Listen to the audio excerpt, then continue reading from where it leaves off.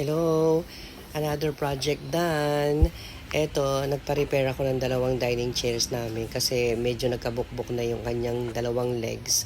At sa Paite, Laguna ko siya pinagawa.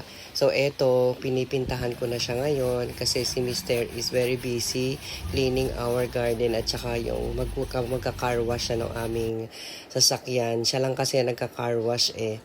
Then I decided na nga after na mapintahan ko yung dalawang chair at saka yung isang table sa labas, I decided to na din update yung paint nitong aming mga wood furniture dito sa loob, lalo na itong aming sofa na made of solihiya.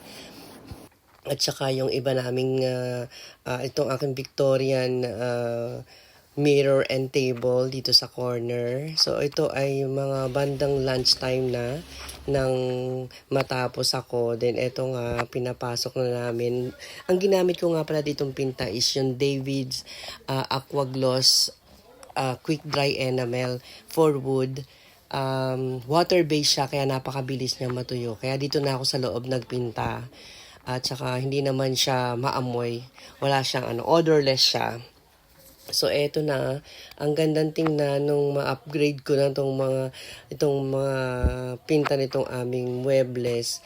At kasi itong aming mga muebles made of Nara and Solihiya, double Solihiya to. Maganda kasi siya. Unlike ngayon na pag nagpagawa ka, isang Solihiya lang. Ito talagang front and back nakasulihiya kahit yung mga dining chairs namin.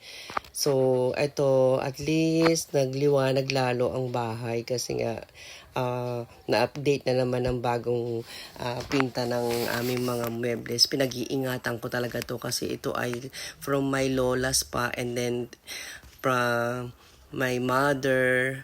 Naghati-hati kami dito ng mga furniture kasi ang dami talaga. Through the years na naipon nila ng mga furniture na nakatambak lang sa taas. So ngayon is unti-unti ko siyang ginamit at in-update ko yung mga kulay nila. And thank you for watching.